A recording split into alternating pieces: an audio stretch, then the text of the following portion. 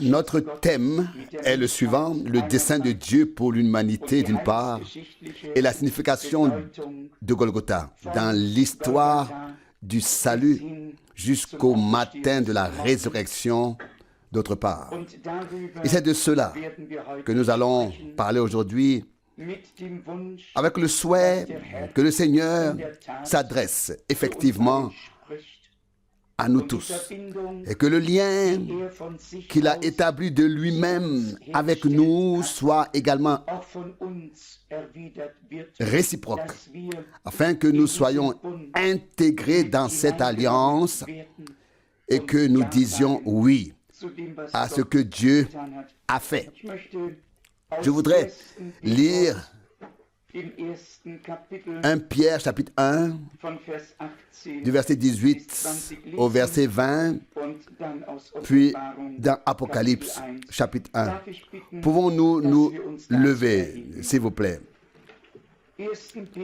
1 Pierre chapitre 1 verset 18.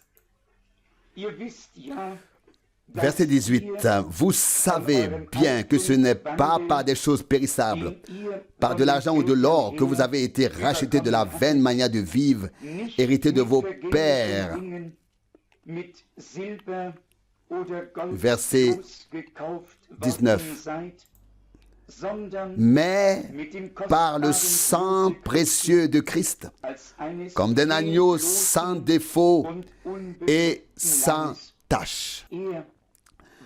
Verset 20, il a été prédestiné avant la fondation du monde, mais il a été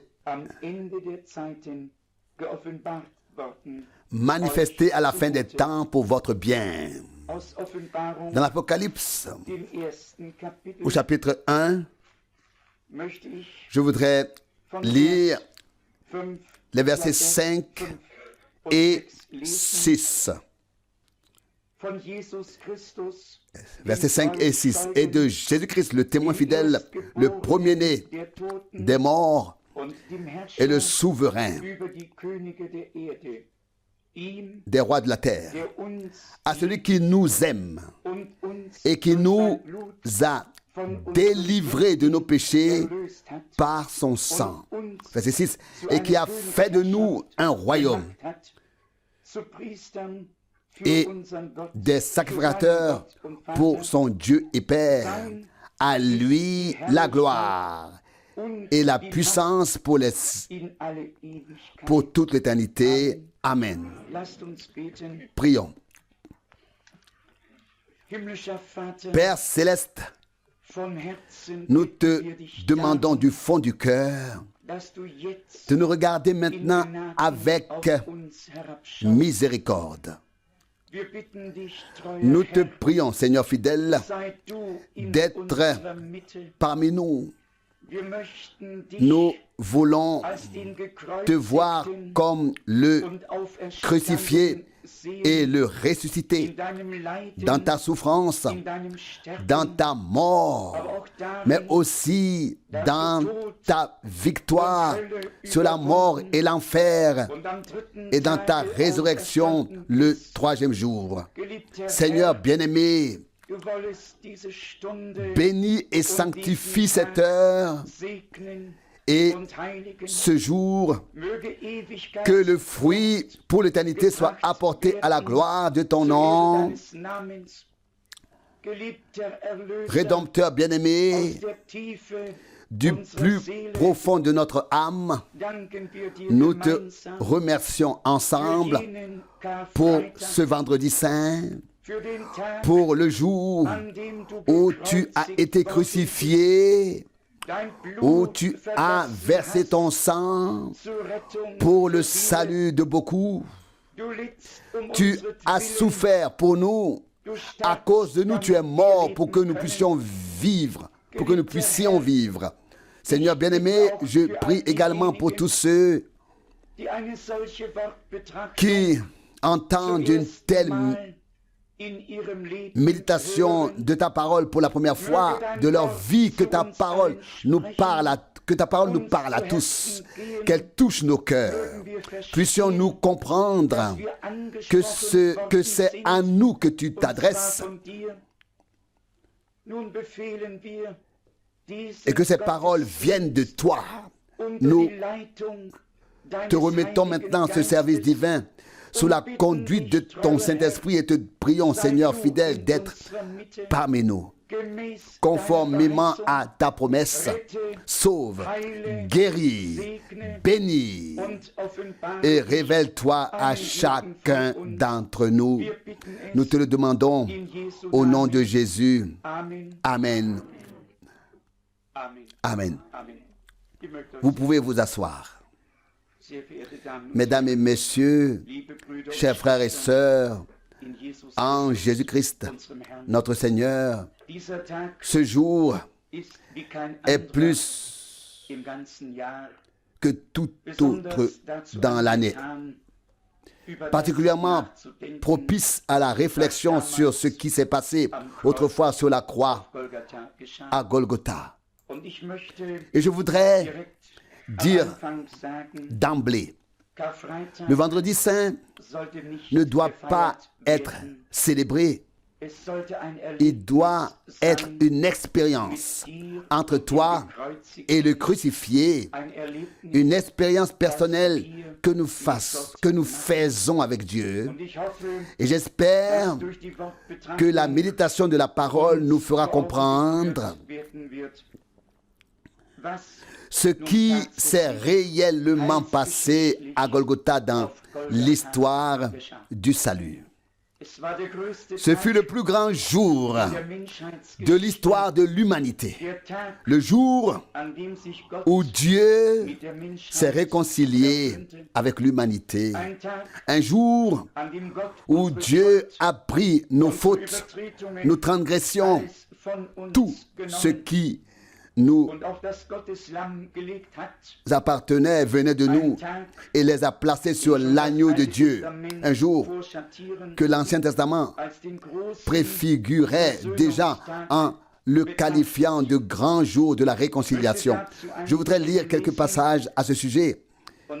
Et comme il s'agit d'une méditation sur la parole, je ne vais pas, comme cela arrive parfois lorsqu'on évangélise et qu'on devient peut-être un peu plus puissant dans la proclamation, que la parole nous parle aujourd'hui en toute simplicité, mais que nous en ressentions les effets. Nous sommes ici aujourd'hui pour vivre une expérience personnelle avec Dieu. Réellement, ce service religieux, ce service divin ne doit pas se terminer sans que chacun ait établi une connexion, ait reçu une connexion avec Dieu et ait fait l'expérience d'une paix profonde dans son cœur. Je relis brièvement les deux passages d'Apocalypse 1, versets 5 et 6. « À celui qui nous aime et qui nous a rachetés de nos péchés par son sang. Il nous a aimés. Il a payé le prix. Il nous a délivrés de nos péchés par son sang. La rédemption est accomplie. Personne ne doit se perdre, car le salut est là. Et si un homme se perd, va dans la perdition, malgré le salut qui lui est offert, il ne peut en rendre Dieu responsable. Dieu nous l'offre et nous laisse libres d'en faire ce que nous voulons. À celui qui nous a aimés et qui nous a délivrés de nos péchés par son sang. Il l'a fait. Revenons à la parole tirée de l'épître de Pierre. Nous avons été rachetés par le sang précieux de Christ. Nous avons été délivrés par le sang précieux de Christ comme d'un agneau sans défaut et sans tache. 1 Pierre 1, verset 19. Nous avons été délivrés, rachetés. Nous avons chanté « Je suis racheté ». Je peux m'en je peux m'en réjouir, je peux louer le Seigneur, racheté par le sang du Sauveur. C'est là l'essentiel, c'est là le noyau. Il ne s'agit pas d'une religion chrétienne. Il ne s'agit pas de ce que font les dignitaires ou les employés d'une communauté religieuse ou d'une communauté religieuse libre. Il s'agit ici de découvrir et d'expérimenter personnellement ce que Dieu a fait. Ce que Dieu a fait. Si je dois le dire sincèrement et honnêtement, je constate la même situation qu'à l'époque de Jésus-Christ, notre Seigneur. Il y en a beaucoup qui veulent guider spirituellement les autres sans avoir eux-mêmes les yeux ouverts, sans avoir eux-mêmes fait l'expérience personnelle de ce dont il s'agit réellement. Racheté, délivré par le sang précieux du Christ, comme un agneau sans défaut et sans tache. 1 Pierre chapitre 1 verset 19. Mes chers amis, un être humain ne peut rien faire de plus que d'accepter le don divin. Dieu l'offre, le met à disposition et l'a rendu accessible. C'est à vous et moi de l'accepter. Je voudrais lire plusieurs passages de la Bible. Le prochain tiré de la deuxième épître aux Corinthiens, chapitre 5, verset 17. Verset 17. 2 Corinthiens, chapitre 5, verset 17. Verset 17. Si quelqu'un est en Christ, il est une nouvelle créature. Les choses anciennes sont passées. Voici, toutes choses sont devenues nouvelles.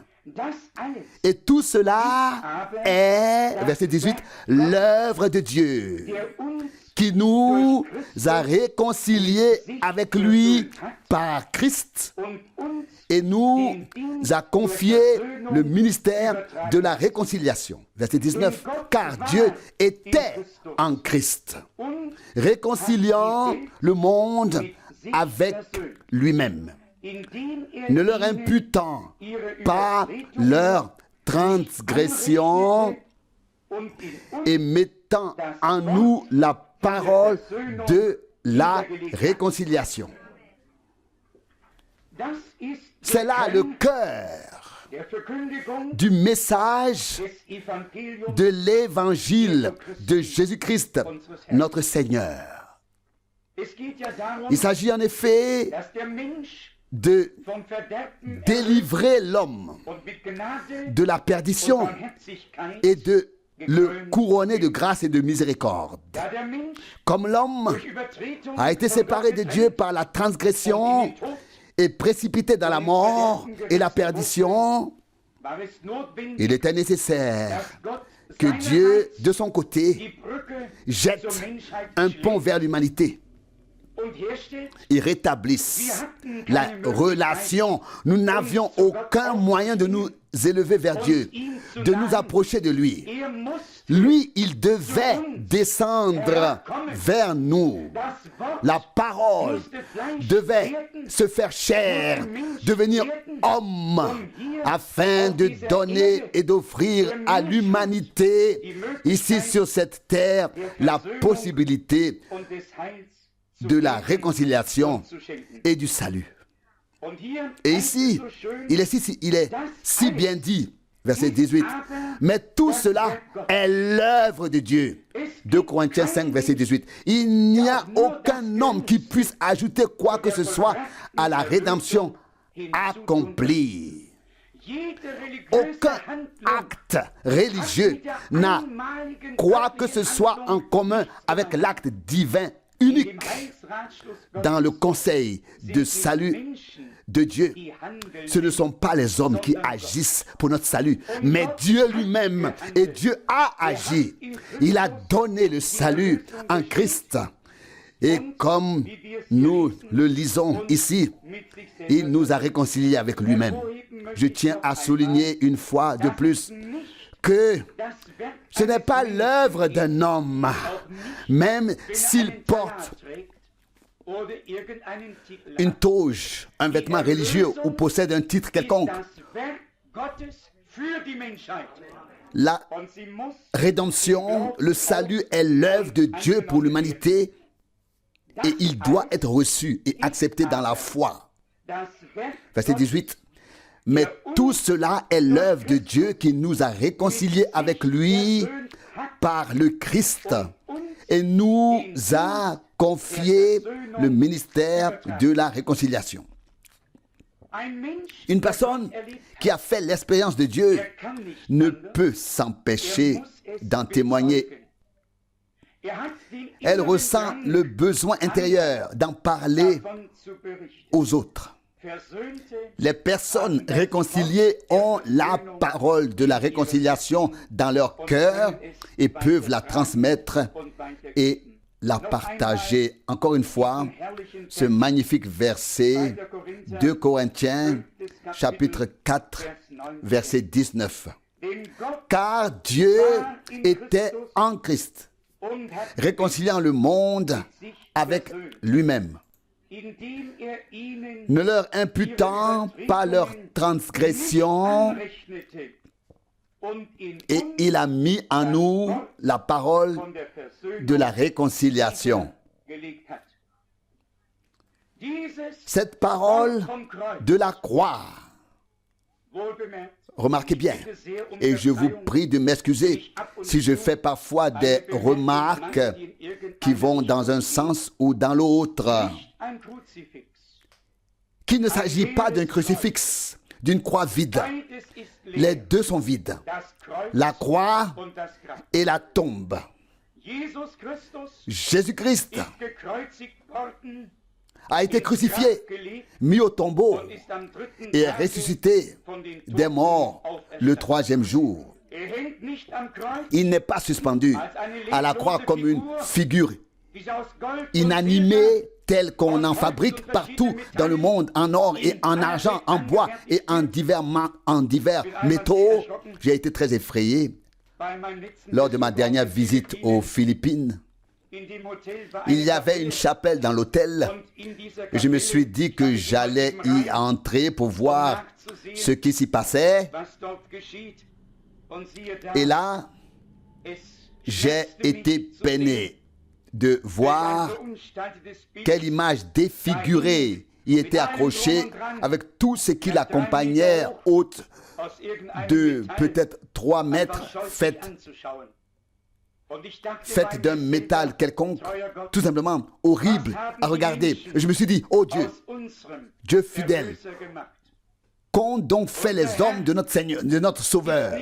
Notre Seigneur n'est pas resté sur la croix. Il devait faire plus que sauver et racheter. Il devait d'abord sauver, expier les fautes, pardonner les péchés, nous réconcilier avec lui-même. Mais cela ne suffisait pas. Il devait descendre aux enfers pour vaincre la mort, lui ôter son pouvoir, vaincre l'enfer et mener la prison captive afin de prouver sa toute puissance sur terre et sous terre. Le troisième jour, il est apparu clairement que la mort, l'enfer et le diable ne pouvaient le retenir. Il est ressuscité. Il vit. Il vit dans mon cœur. Il vit dans le cœur de tous ceux qui l'ont reçu. Ce n'est pas un sujet de discussion. Soit on l'accepte, soit on le rejette. On ne peut pas en débattre. Cela relève uniquement de la foi et est accessible par la foi. Nous savons tous que les gens philosophes à ce sujet utilisent leur intellect et avancent leurs arguments. Mais celui qui veut être sauvé doit laisser de côté toutes les objections humaines et venir au Seigneur, qui a eu pitié de nous tous, afin de recevoir le don de la grâce de Dieu. Je voudrais lire le verset bien connu de tous tiré de la première épître aux Corinthiens, chapitre 1. Nous sommes probablement tous issus de certaines paroisses, communautés religieuses, communautés religieuses libres où nous avons lu les Saintes Écritures. 1 Corinthiens chapitre 1 verset 18. Car la parole de la croix est une folie pour ceux qui périssent. Mais pour nous qui sommes sauvés, elle est une puissance de Dieu. La même chose a deux effets différents. Pour le croyant, la parole de la croix est une puissance de Dieu. Pour le non-croyant, tout cela est un scandale, une offense. Il ne sait pas quoi en faire. Mes amis, aujourd'hui, cela doit changer en notre sein, dans notre cœur. Aujourd'hui, la parole de la croix doit pénétrer dans nos cœurs comme une réalité vivante. Aujourd'hui, Golgotha doit nous être présenté comme si nous étions tout près et que nous regardions notre Seigneur cloué sur la croix, les mains et les pieds.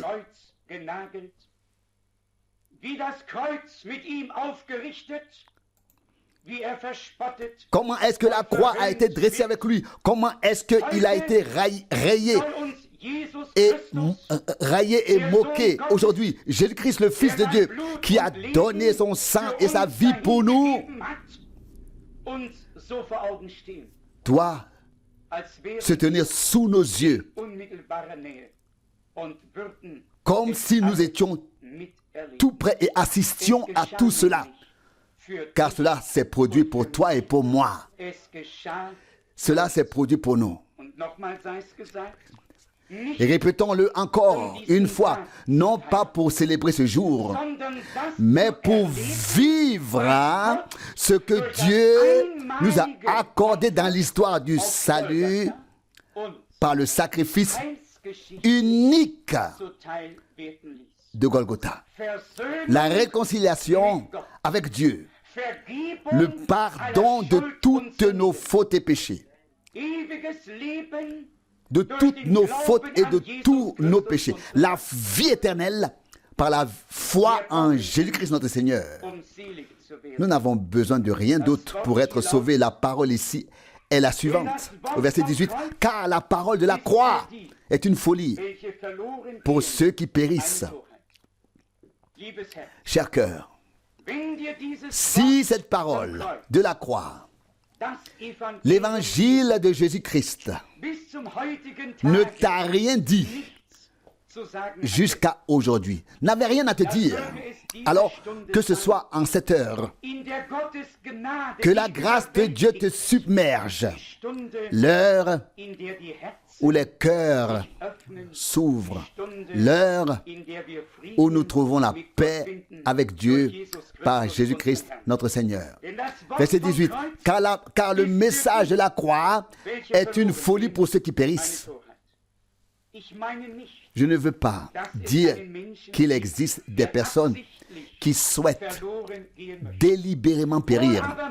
Mais je pense devoir dire que beaucoup de gens empruntent différentes voies, pensant qu'elles mènent au but, qu'elles mènent à la béatitude. Et alors, il faut dire clairement qu'il n'y a en réalité qu'un seul chemin, qu'une seule vérité, qu'une seule vie. Il n'y en a qu'un seul qui ait pu dire de lui-même: je suis le chemin, la vérité et la vie. Jean 14, verset 6. Nous devons venir à notre Seigneur si nous voulons avoir part à ce salut, à cette rédemption divine. Une folie pour ceux qui sont perdus. Et le deuxième groupe, là il est dit concernant ce groupe, pour nous qui sommes sauvés, c'est une puissance de Dieu. Quelqu'un pourrait dire, je me connais, je connais mes faiblesses, mes échecs. Comment cela va-t-il se passer si je consacre ma vie au Seigneur? Comment puis-je mener une vie qui lui soit agréable? Puis-je relire ceci et me référer également au passage lu précédemment? 2 Corinthiens 5, verset 18. Mais tout cela est l'œuvre de Dieu. L'œuvre de Dieu. Ce n'est pas ton œuvre ni la mienne. Ce n'est pas ton effort ni la mienne. Mais l'œuvre de rédemption accomplie sur la croix à Golgotha. Et c'est par la proclamation de la parole de Dieu que ce que Dieu a fait est révélé aux hommes, est apporté aux hommes. C'est une bonne nouvelle, un message de salut, l'évangile de Jésus-Christ, notre Seigneur. Verset 18. Mais pour ceux qui sont sauvés, pour nous, c'est une puissance de Dieu. Nous devons vivre la parole de la croix. Ce qui s'est passé sur la croix, nous devons le vivre comme une puissance de Dieu. Je voudrais également lire un passage du chapitre 1 de l'Épître aux Romains, le verset 16. Romains chapitre 1, verset 16. Verset 16. Car je n'ai point honte du message du salut, car il est une puissance de Dieu. Avez-vous entendu? Car je n'ai point honte du message du salut. C'est une puissance de Dieu qui apporte le salut à tous ceux qui croient, aux Juifs d'abord, puis aux Grecs. Verset 17. Car la justice de Dieu y est révélée. De la foi à la foi, comme il est écrit dans Habakkuk 2, verset 4, le juste vivra par la foi. Quelle merveilleuse parole de l'Écriture sainte. L'évangile de Jésus-Christ est une puissance de Dieu pour ceux qui croient. Une puissance que Dieu révèle dans notre vie.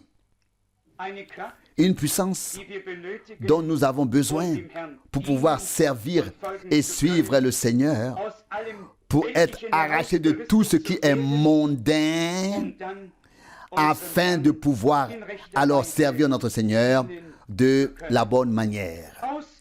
Je voudrais poursuivre la lecture de l'Évangile selon Matthieu afin de nous rappeler précisément ce qui s'est passé ce jour-là. Matthieu, chapitre 27, verset 45. Mais à partir de la 6e heure, l'obscurité s'étendit sur tout le pays jusqu'à la 9e heure. Verset 46. Et à la 9e heure, Jésus cria d'une voix forte: Eli, Eli, lama sabachthani, ce qui signifie mon Dieu, pourquoi m'as-tu abandonné? Voilà pour l'instant. Ici, on nous montre que l'agneau de Dieu a pris notre place, car nous étions ceux qui étaient séparés de Dieu, ceux qui étaient abandonnés par Dieu.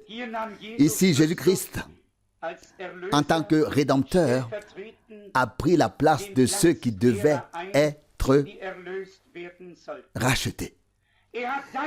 Il a crié ton cri et le mien, car le péché de toute l'humanité a été placé sur lui. Comme l'a dit le prophète Ésaïe au chapitre 53, il a été blessé pour nos péchés, brisé pour nos transgressions. Le châtiment qui nous donne la paix est tombé sur lui. Et c'est par ses meurtrissures que nous sommes guéris. Au moment où s'accomplit ce que Jean-Baptiste avait dit, voici l'agneau de Dieu qui enlève le péché du monde. Jean 1, 29. Au moment où le péché du monde entier a été mis sur l'agneau de Dieu, il a crié à la place de ceux qui étaient séparés de Dieu à cause du péché. Mon Dieu, pourquoi m'as-tu abandonné? Matthieu 27, 46. Je voudrais dire ici quelque chose qui me touche profondément. Il y a des gens qui n'ont pas encore ressenti, qui n'ont pas encore fait l'expérience de l'abandon de Dieu. Et ce sont ceux qui sont encore morts dans leur péché et leur transgression. Au moment où l'Esprit de Dieu vient sur l'homme par la proclamation de l'Évangile, il se rend compte qu'il est abandonné par Dieu, qu'il est en fait perdu, et il comprend fondamentalement où il en est et où il va dans cet état. Et c'est à ce moment-là seulement que le cri devient grand. Quand j'étais jeune, je pensais que le monde s'ouvrait à moi. Je n'avais aucune conscience du péché, encore moins penser que j'avais besoin d'un sauveur. Pourquoi donc je n'ai tué personne ni commis d'autres actes répréhensibles? Mais lorsque la parole m'a interpellé, la main du Seigneur s'est effectivement posée sur moi. Et j'ai vu et reconnu ma séparation d'avec Dieu, ma perdition, mon état désespéré. Mais alors les larmes ont coulé. Je n'ai pas honte de l'avouer ouvertement ici. Au moment où l'homme est réveillé par la proclamation de la parole et ne reste plus dans le péché et la transgression, Dieu commence alors à le secouer et à le réveiller. Et tout d'abord, lorsque l'homme sort de son sommeil de péché dans lequel chacun se trouve naturellement, lorsqu'il se réveille, lorsqu'il est éveillé, il reconnaît soudain: je ne suis pas du tout un enfant de Dieu, je ne suis pas encore sauvé, je suis encore séparé de Dieu. Et je vous le dis, alors c'est à ce moment-là que l'Esprit de Dieu vient sur l'homme d'une manière si puissante qu'il est tellement saisi et bouleversé intérieurement qu'il s'écrie: Seigneur, sauve mon âme, pardonne ma faute et mon péché, accorde-moi la réconciliation que tu as apportée à l'humanité à Golgotha. Tant que l'homme est encore dans un état spirituel mort, on ne remarque rien. Les uns attendent alors l'extrême onction et les autres peut-être la dernière, ou alors le dernier souper du Seigneur, afin d'apaiser leur conscience avant de passer de l'autre côté, dans l'au-delà. Mais laissez-moi être clair, seul le Sauveur peut sauver, et le pardon ne s'obtient que par la foi en Jésus-Christ notre Seigneur. Et l'homme doit être sauvé avant de quitter cette terre. Celui qui passe de ce monde à l'éternité sans être sauvé arrivera de l'autre côté sans être sauvé. La parole de la croix est devenue pour nous une puissance divine, une puissance de Dieu. Nous avons décrit ici une situation. Il fit sombre de la 6e à la 9e heure. Matthieu 27, 45, cela me rappelle Genèse 1. Et les ténèbres couvraient l'étendue de l'eau. Genèse 1, verset 2. Mais alors Dieu dit que la lumière soit. Et la lumière fut. Ici, Dieu a voulu illustrer que toute l'humanité est maintenue dans l'obscurité, dans les ténèbres. Et puis vint ce cri de victoire. Tout est accompli. Et alors la lumière fut, le voile du temple se déchira de haut en bas. Cela devait signifier que le chemin vers Dieu, le chemin vers le lieu très saint, était désormais libre. Chers amis, sur cette terre, Dieu a tendu à l'humanité la main de réconciliation. Ici, sur cette terre, là-bas sur la colline de Golgotha, à quelques mètres des remparts de Jérusalem, notre Seigneur a versé son sang et donné sa vie afin que nous puissions être sauvés. Une personne sur laquelle l'Esprit de Dieu descend se reconnaît comme perdu et s'écrie en vérité, mon Dieu, pourquoi m'as-tu abandonné? Et alors nous savons exactement pourquoi cela s'est produit. Le péché a en effet envahi tous les hommes, non seulement les effets du péché sous ses formes les plus diverses, mais aussi le péché de l'incrédulité. Les hommes ne peuvent plus croire comme le dit l'Écriture. Chacun croit ce qu'il veut croire sans se rendre compte que cela n'a aucune valeur devant Dieu. Verset 45. Mais à partir de la 6e heure, l'obscurité s'étendit sur toute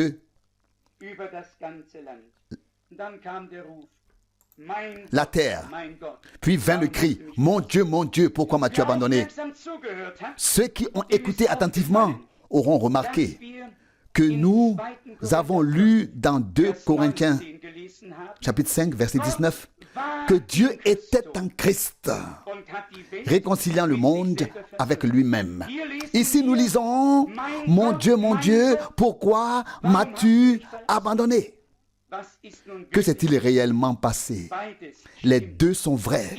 Au moment où le péché de toute l'humanité a été placé sur lui et où il a été crucifié et où il a dû donner sa vie pour nous, l'une des deux phrases s'est avérée vraie. Mon Dieu, pourquoi m'as-tu abandonné? Mais l'instant d'après, lorsque la lance du soldat romain a transpercé son côté et que le sang divin, précieux et saint s'est écoulé, Dieu a accordé la réconciliation et le pardon à l'humanité. Les deux sur la croix. Le premier état, l'abandon par Dieu, et le second état, la réconciliation avec Dieu. Bien-aimés, c'est un fait historique du salut. Il ne s'agit pas ici d'une théorie de ce qui pourrait être, mais de ce qui était, est et sera. Avec Dieu, il n'y a pas de « cela pourrait être ». Avec Dieu, c'est comme il l'a dit et comme il l'a fait. Nous avons été réconciliés avec Dieu. Permettez-moi de lire un passage de l'Évangile selon Marc. J'ai délibérément choisi de lire différents évangiles afin de souligner de manière particulière ce qui s'est passé. Je lis ici le passage de Marc, chapitre 15, du verset 36. Marc 15, verset 36. Alors quelqu'un courut, imbiba une éponge de vinaigre, la fixa à un roseau et voulait lui donner à boire, en disant « Laissez-moi faire. » Voyons si Élie vient le descendre. Vous savez ce qui s'est passé auparavant, etc. Verset 37. Mais Jésus poussa un grand cri et rendit l'esprit. Je lis dans l'évangile de Luc, Luc chapitre 23, verset 39. L'un des malfaiteurs crucifiés l'insultèrent en disant: Tu es le Christ, aide-toi toi-même et aide-nous alors. Verset 40. L'autre lui répondit en le réprimandant: Tu ne crains donc pas Dieu, toi qui subis la même peine que lui? Verset 41. Nous sommes tous deux juste condamnés, car nous recevons le salaire de nos actes, mais celui-ci n'a rien fait de mal. Verset 42. Puis il poursuivit, Jésus: Souviens-toi de moi quand tu viendras dans ton royaume. Verset 43. Jésus lui répondit: En vérité, je te le dis, aujourd'hui même, tu seras avec moi au paradis. Mes amis, tout est réalité. Le ciel et la terre, la vie et la mort, la lumière et les ténèbres, le temps et l'éternité, tout est réalité. Il y a bien sûr ceux qui se font célébrer par le peuple comme des philosophes et qui disent simplement: est-ce que quelqu'un est déjà revenu pour nous dire à quoi cela ressemble là-bas? Mes chers amis, il est revenu et son témoignage est véritable, est vrai. Si cela n'avait été qu'un simple Lazare, nous aurions peut-être cru ce qu'il disait ou peut-être pas. Mais ce n'était nul autre que Jésus-Christ, notre Seigneur lui-même, qui est descendu et est revenu le troisième jour, qui est ressuscité et a pu dire: j'étais mort, mais voici, je suis vivant pour toute éternité. Ce ne sont pas des histoires inventées. Le ciel est une réalité. L'enfer est une réalité. La vie éternelle est une réalité. Dieu est une réalité. Le diable est une réalité. Tout est tel que cela nous a été rapporté et transmis dans la Bible. On nous montre ici le premier homme qui a invoqué le Seigneur pour être sauvé. Celui qui souhaite obtenir le pardon de ses fautes et de ses péchés. Il ne peut pas simplement venir et dire: bonjour, cher Dieu, me voici. Mais il doit invoquer le nom du Seigneur. Il doit reconnaître l'état de perdition dans lequel il se trouve et sa condamnation. Comme cet homme l'a reconnu et l'a dit: nous sommes tous tous deux condamnés à juste titre. Nous recevons ce que nos actes nous ont valu. Mais celui-ci n'a rien fait de mal. Luc 23, 41. Nous sommes tous coupables. Nous sommes nés pécheurs dans ce monde et séparés de Dieu. Comme je l'ai déjà dit, il n'existe aucun acte religieux qui puisse nous unir à Dieu. Seul ce que Dieu a fait compte dans le royaume de Dieu. On ne saurait trop insister sur l'importance du vendredi saint dans l'histoire du salut. C'est le jour du salut qui a commencé ce jour-là, le jour de la réconciliation de Dieu avec l'humanité. Et comme cela a été préfiguré dans l'Ancien Testament, dans Lévitique chapitre 23, à propos du grand jour de la réconciliation, de l'année jubilaire, etc., Notre Seigneur l'a également lu dans Luc chapitre 4 et l'a mis en évidence en disant, c'est l'année de grâce du Seigneur. Luc 4, du verset 18 au verset 19. Et il a dit, en ce jour, cette écriture est accomplie sous nos yeux. Luc 4, verset 21. Que veut Dieu? Dieu veut faire des enfants de Dieu éternels à partir d'enfants humains temporels. Et pour pouvoir vivre éternellement, nous devons avoir la vie éternelle de notre vivant ici sur terre. Car seul celui qui a la vie éternelle peut vivre éternellement, tout comme seul celui qui a reçu la vie temporelle peut vivre temporellement. Pour pouvoir avoir la vie temporelle, nous devons être nés dans ce monde et respirer profondément pour que cela fonctionne. C'est ainsi que cela se passe d'un point de vue spirituel. Nous devons naître dans le royaume de Dieu.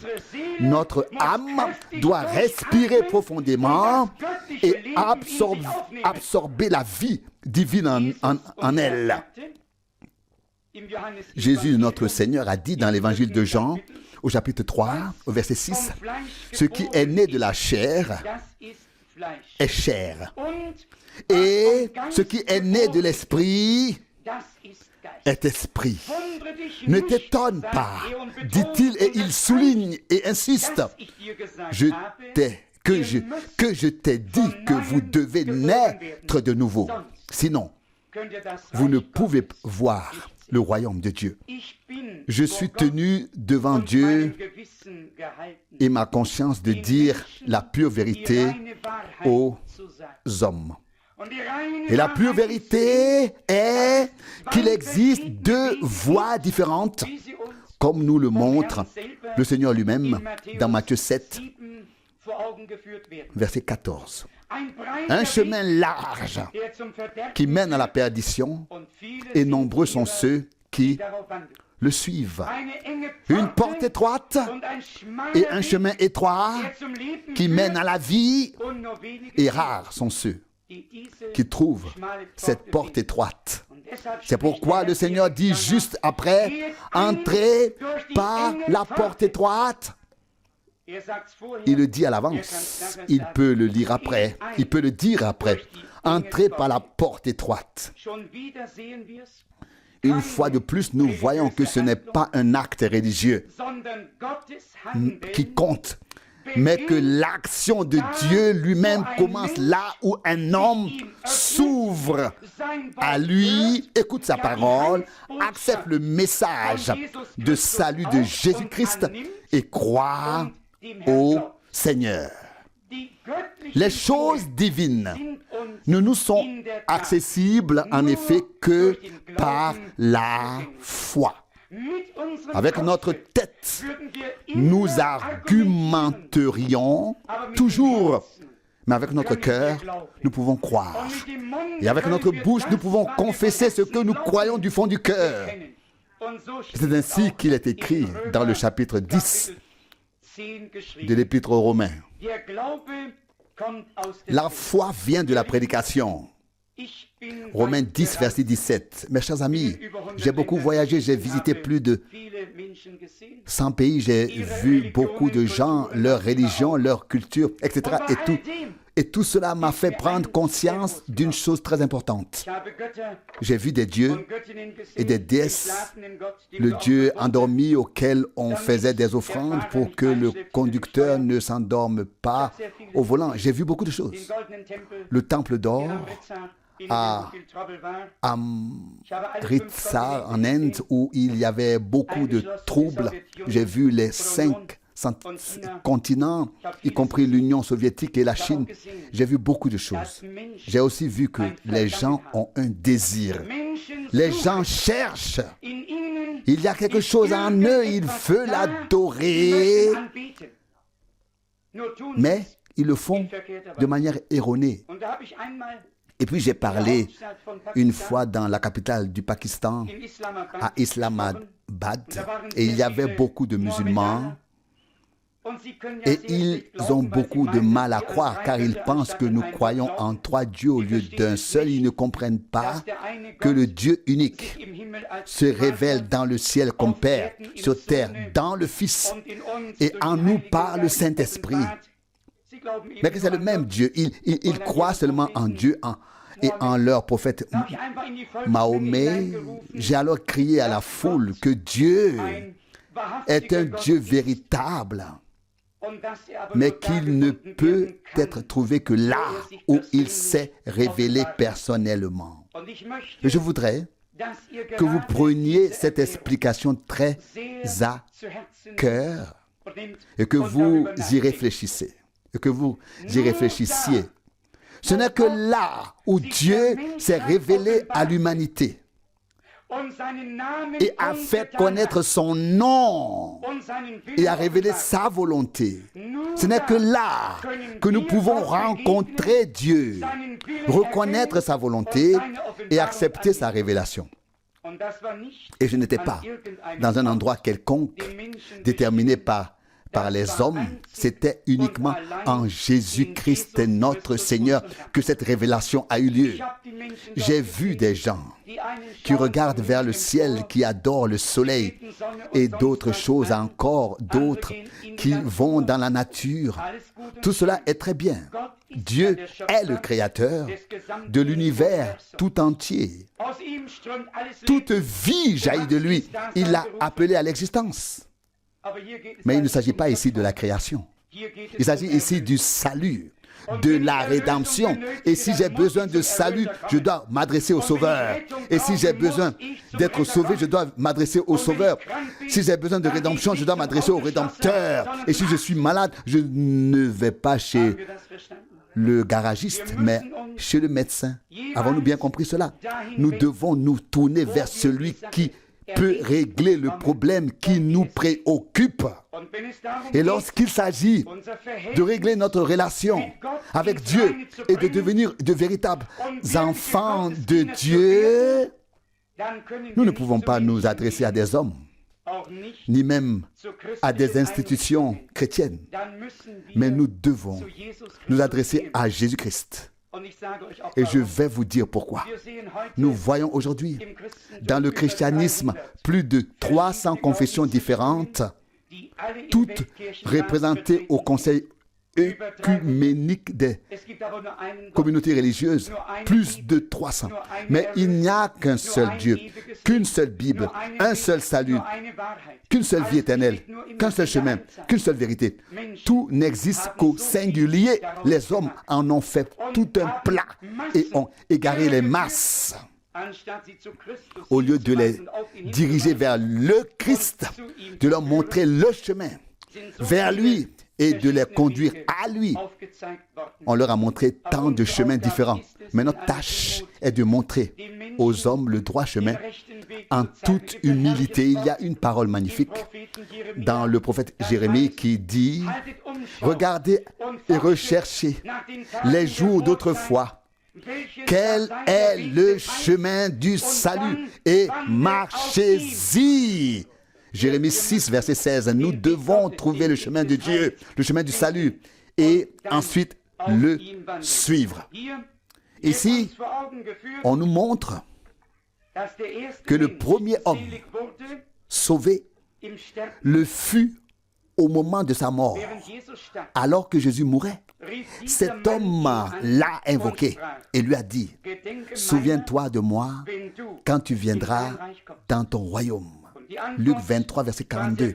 Et la réponse fut très brève, mais très bonne. En vérité, je te le dis, aujourd'hui tu seras avec moi au paradis. Ici s'accomplit la parole de l'Écriture du prophète Joël, tel que Pierre la cite dans son premier sermon à la Pentecôte. Quiconque invoquera le nom du Seigneur sera sauvé. Voici le premier qui a invoqué le nom du Seigneur dans la Nouvelle Alliance et il a été sauvé. Il a pu entrer directement au paradis avec le Seigneur.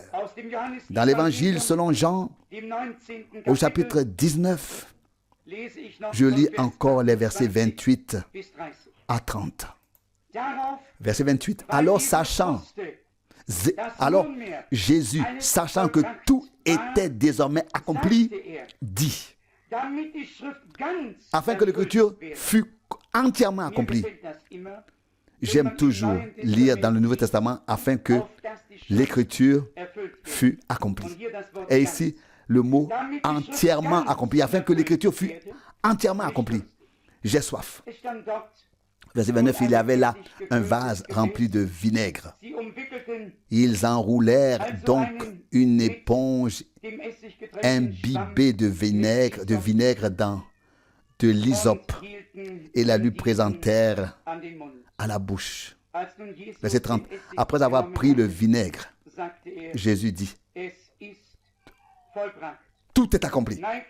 Puis il inclina la tête et rendit l'esprit. Ces paroles, tout est accompli, signifient tout. Ce ne sont pas que des paroles. C'est ici que s'est accompli l'acte salvateur de Dieu sur terre. La dette a été payée, le péché pardonné, la grâce de Dieu, le salut de Dieu a été donné à l'humanité. Désormais, personne ne doit plus se perdre. Le chemin est libre. L'innocent a pris la place des coupables. Il a été fait péché pour nous afin que nous puissions participer à la justice de Dieu en lui. Mesdames et messieurs, chers frères et sœurs en Jésus-Christ, notre Seigneur, nous serons tous bientôt dans l'éternité, que nous soyons jeunes ou vieux. J'ose dire au vu des signes des temps que nous sommes proches du retour de Jésus-Christ. Et je ne me laisse pas décourager par ceux qui disent, oui, on dit, on croit et on attend cela depuis longtemps. Mais c'est précisément à notre époque que la prophétie biblique s'accomplit sous nos yeux.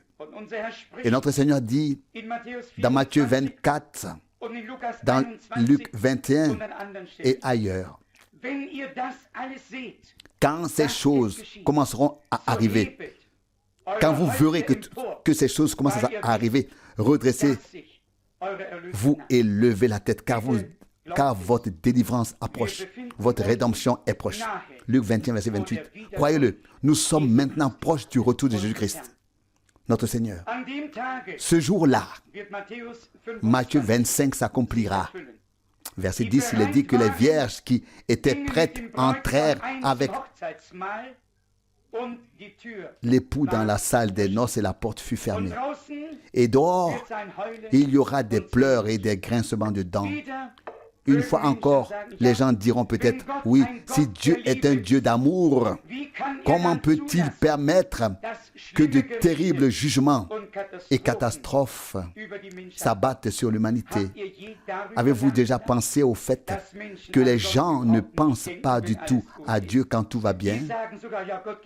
Ils disent même que Dieu n'existe pas. Mais quand une tragédie, quand une catastrophe survient, alors tout d'un coup, Dieu aurait dû l'empêcher, n'est-ce pas? Même s'il n'existe pas pour eux, n'est-ce pas? Il y a suffisamment de gens qui le déclarent inexistant. Mes chers amis, qu'est-ce qui importe maintenant? Dieu a établi une relation avec nous. Il a couvert Marie de son ombre. Et celui qu'elle a enfanté a été conçu par le Saint-Esprit.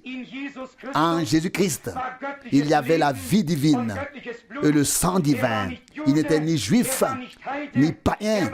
Il était Dieu révélé sous forme humaine.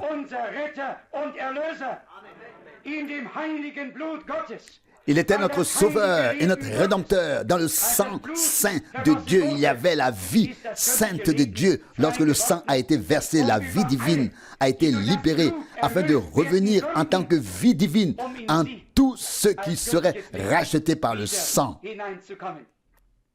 C'est pourquoi il est également écrit qu'en lui était la vie.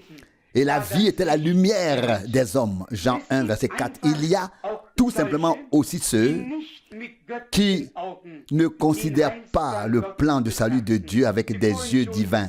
Comme je l'ai déjà dit, ils le considèrent comme une science. Ils y réfléchissent.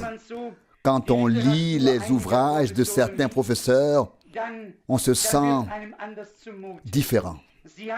Ils ont essayé de comprendre Dieu. Les révélations de Dieu, le plan de Dieu, tout en quelque sorte avec leur intelligence. Et cela n'est tout simplement pas possible. Nous ne pouvons pas expliquer Dieu, mais nous pouvons le vivre, l'expérimenter. Nous ne pouvons pas voir Dieu, mais nous pouvons l'aimer de tout notre cœur et de toute notre âme. Et puis viendra le jour où s'accomplira ce qui est écrit dans le sermon sur la montagne. Bénis ceux qui ont le cœur pur, car ils verront Dieu. Matthieu 5, verset 8. Il existe de magnifiques passages bibliques qui ne trompent pas. Nous savons pertinemment que la parole de Dieu est vraie.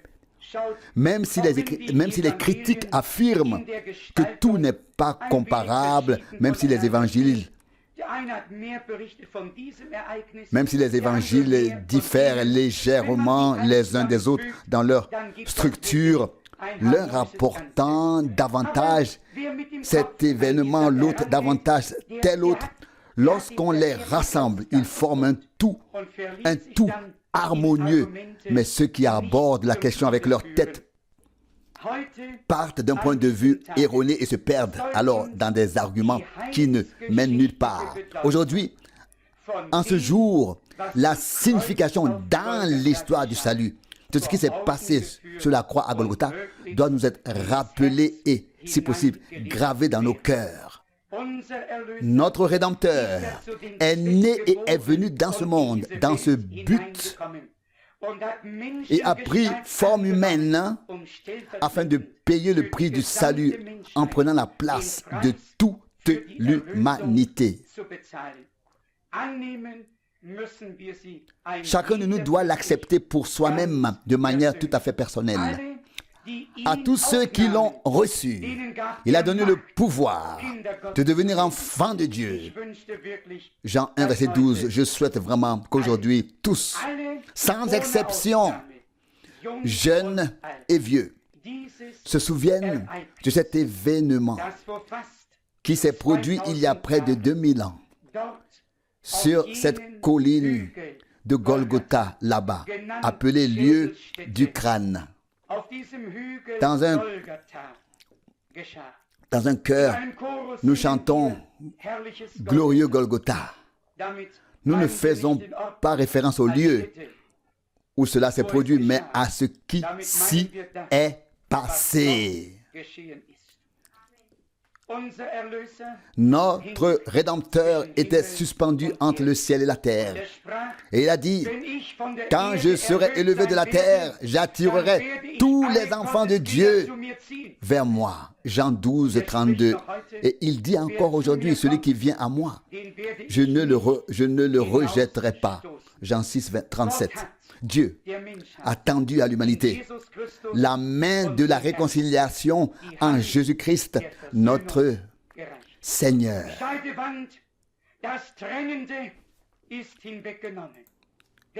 Le mur de séparation,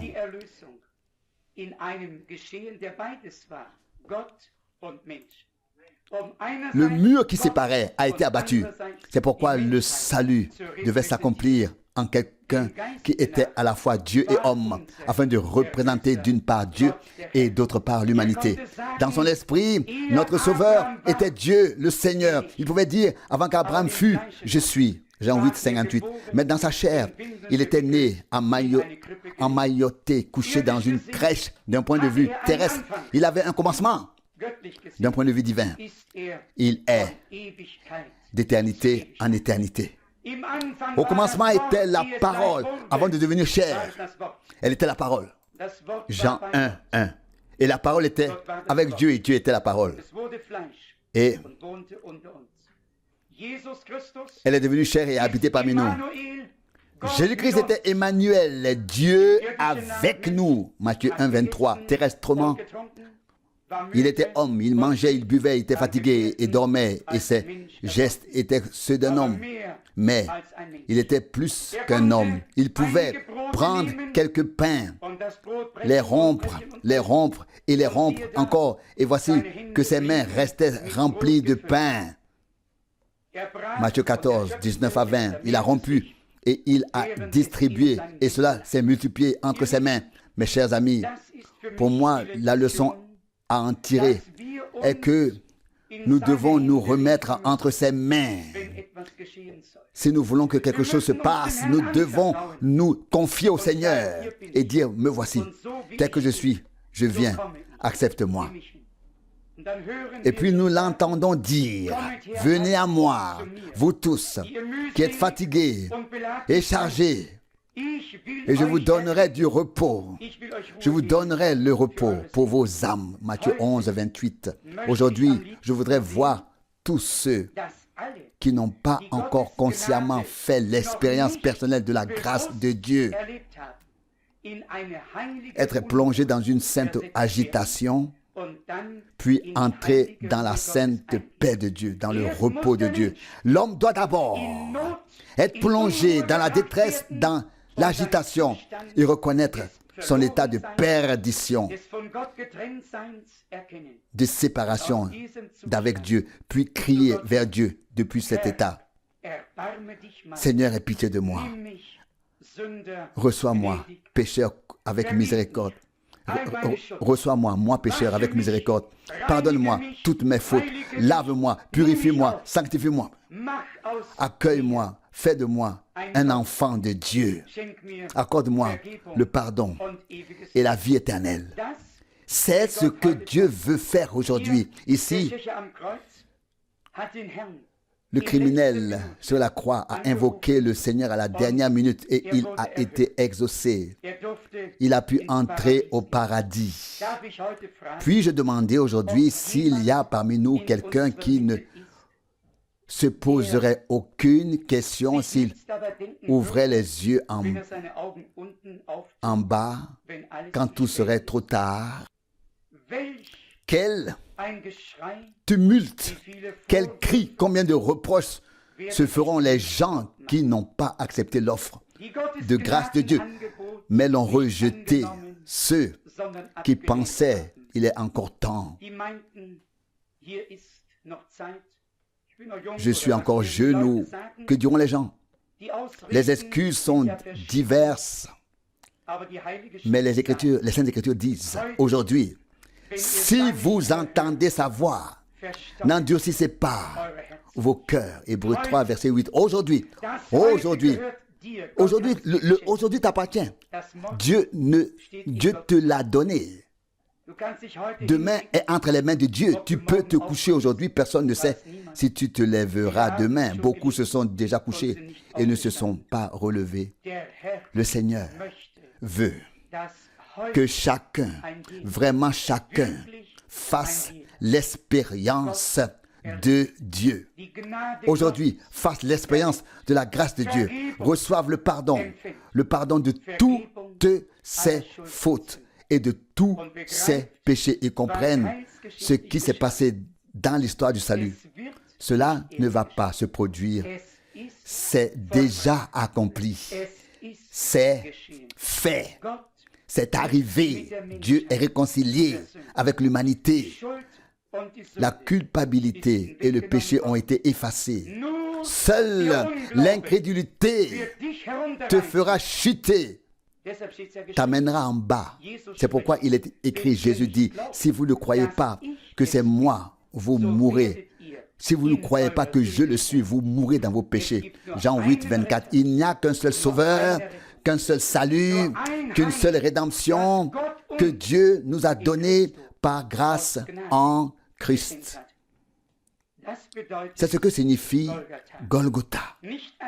Ce n'est pas un jour à célébrer, peut-être même avec des processions et tout le tralala. Dieu ne veut pas que nous passions à côté de l'essentiel avec beaucoup de fêtes et de tapage.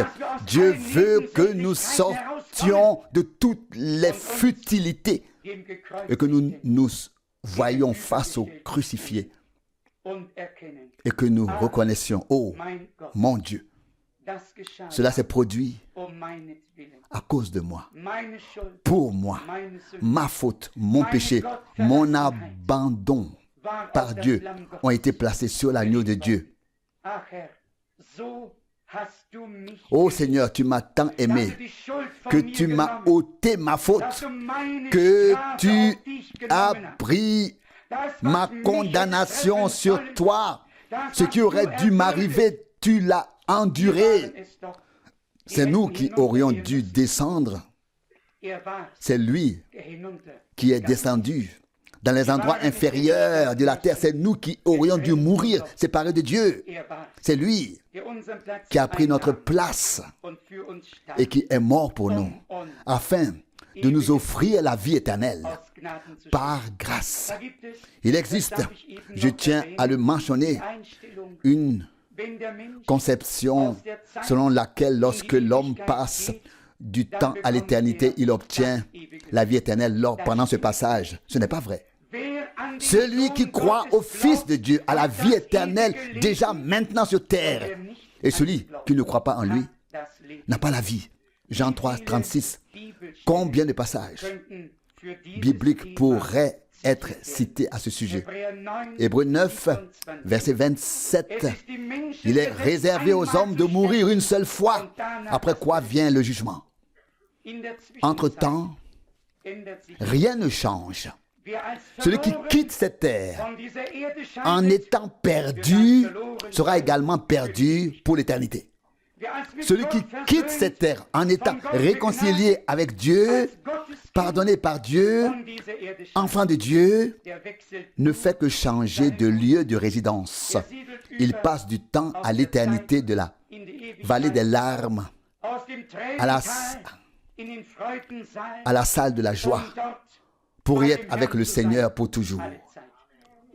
Mes chers amis, c'est la réalité divine.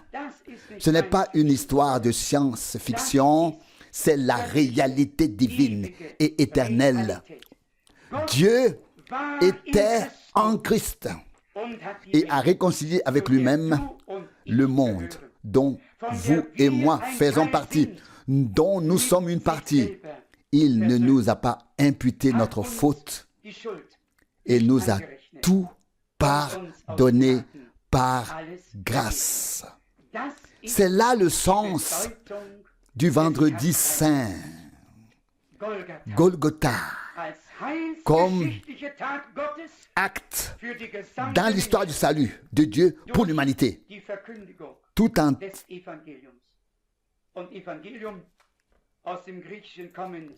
entier à travers la proclamation de l'évangile. Et évangile du grec signifie bonne nouvelle, un message merveilleux d'amour, de grâce, de pardon et de salut. Une chanson dit « Message pour toi, message pour moi, message pour nous tous. » Et ce qui est beau, c'est que c'est vrai, que ce message est vrai, que Dieu tient parole et accomplit ce qu'il a promis. Je pense que par sa vie, sa mort et sa résurrection, notre Seigneur a prouvé que ce qu'il disait était vrai. Et comme le dit l'Écriture sainte, une alliance ou un testament devient juridiquement valable, entre en vigueur au moment du décès. C'est ce qui s'est passé sur la croix à Golgotha. Notre Seigneur avait dit, ceci est le sang de la nouvelle alliance, versé pour beaucoup en rémission des péchés. Matthieu 26, 28, cher cœur, accepte cela aujourd'hui, sans aucun doute. Nous pouvons tous douter des hommes, de toi-même, de moi, ce n'est pas grave. Mais s'il te plaît, ne doute pas de Dieu et de la parole de Dieu. Dieu et la parole de Dieu, tout ce qui vient de Dieu est crédible. plutôt le ciel s'effondrera que sa parole me trompe. Le ciel et la terre passeront, mais la parole de Dieu demeure éternellement. Et si toi et moi voulons être éternellement avec Dieu dans la gloire, alors nous devons déjà maintenant l'accepter ici comme un don de grâce. Pour conclure, j'aimerais relire ce magnifique passage de l'Ancien Testament que nous avons lu récemment quelque part. Il me revient dans la mémoire et je pense que vous verrez à partir de celui-ci comment déjà dans l'Ancien Testament les hommes de Dieu ont placé leur espérance dans le Seigneur et ont ensuite vu s'accomplir ce qu'il avait promis. Je veux parler du passage tiré du livre de Job, Job chapitre 19, puis également du chapitre 33. Deux passages en bref. Job chapitre 19, verset 23. Oh, que mes paroles soient écrites. Oh, qu'elles soient inscrites dans un livre, verset 24, gravé avec un bourrin de fer dans le plomb, sculpté pour toujours dans le roc, verset 25. Mais moi, je sais que mon Rédempteur est vivant et qu'il se lèvera le dernier sur la poussière. Verset 26. Et après cela, même si ma peau est maintenant complètement déchirée et que je suis dépouillé de ma chair, je verrai Dieu. Verset 27. Que je verrai pour mon salut et que mes yeux verront et non plus comme un étranger, celui pour qui mon cœur s'est consumé dans ma poitrine. En particulier, cette parole précieuse, cette déclaration. Mais moi, je sais que mon Rédempteur est vivant. Celui qui ne peut pas encore le dire aujourd'hui, par conviction, par expérience avec Dieu, que cela se passe aujourd'hui pour lui, qu'il puisse le dire aujourd'hui. Cela peut arriver. Et si vous y croyez, cela arrivera. Nous trouvons dans Job 33 une parole qui devrait être réconfortante pour nous qui sommes déjà d'un âge avancé. C'est dans Job 33. Quand il y aura pour lui un ange, un intercesseur, un seul d'entre les 1000, pour rendre témoignage à l'homme de sa justice.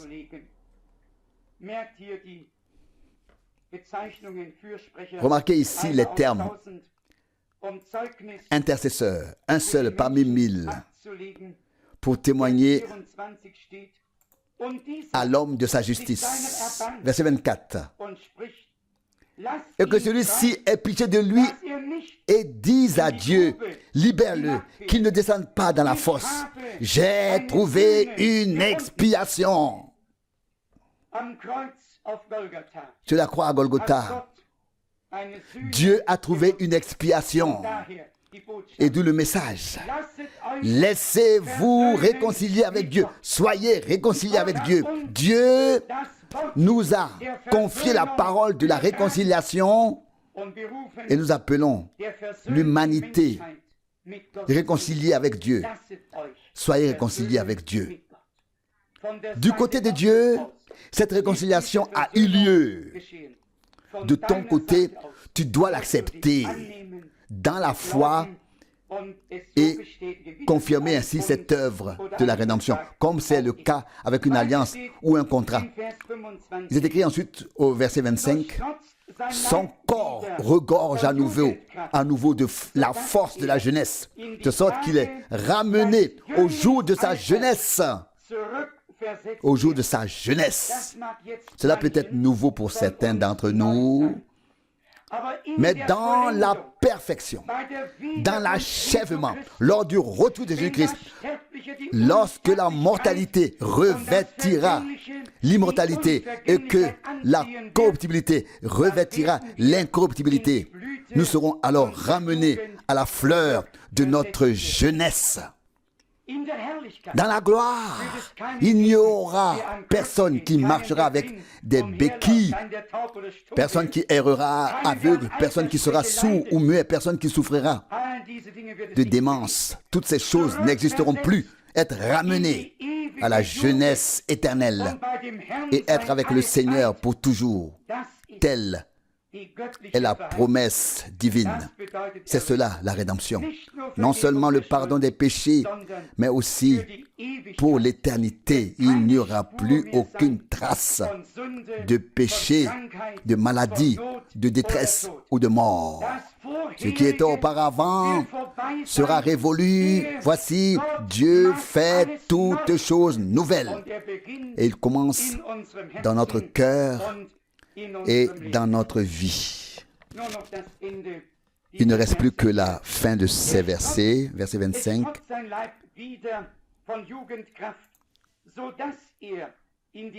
Son corps retrouve alors toute sa vigueur de jeunesse, de sorte qu'il est ramené au jour de sa jeunesse. Les jeunes ne peuvent pas encore tout à fait comprendre cela, mais nous savons ce que cela signifie. Puis il est dit au verset 26,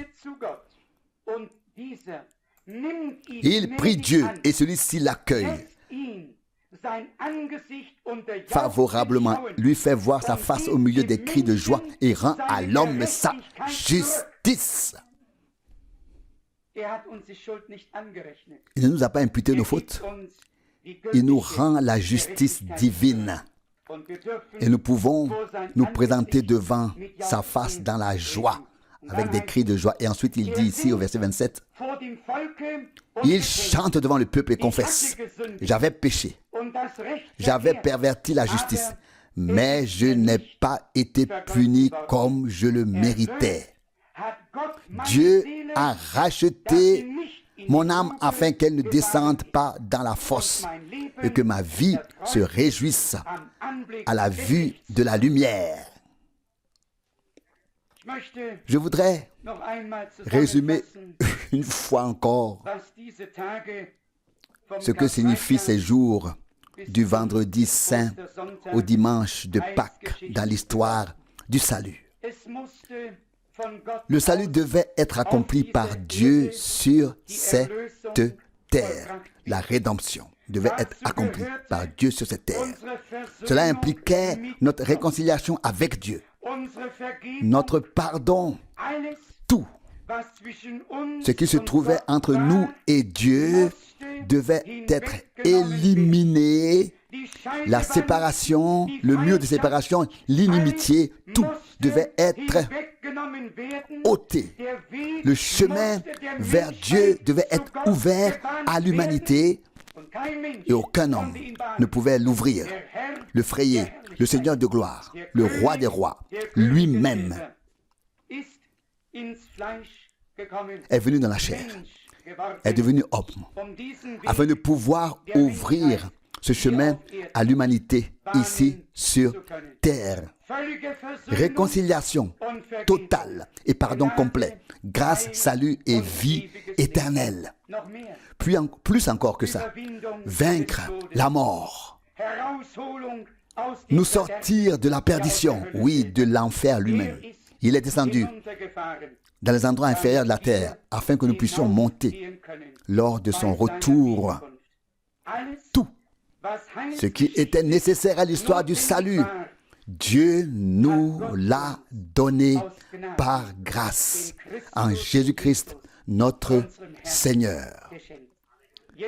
Il ne tient plus qu'à nous maintenant de l'accepter, d'en remercier Dieu et de le vivre réellement comme nos frères et sœurs l'ont vécu au commencement, afin que nous puissions nous aussi recevoir la certitude de la foi et dire, je sais que mon Rédempteur vit. Que nous puissions dire, je sais qu'il y a eu un jour, une heure, où j'ai consciemment consacré ma vie au Seigneur. Je sais qu'il y a eu une heure où j'ai expérimenté personnellement Dieu, où j'ai reçu le pardon de mes péchés et où je suis devenu un enfant de Dieu. Comme Paul l'explique aux Romains, son esprit rend témoignage à notre esprit que nous sommes devenus enfants de Dieu. Romains 8, verset 16. Mes chers amis,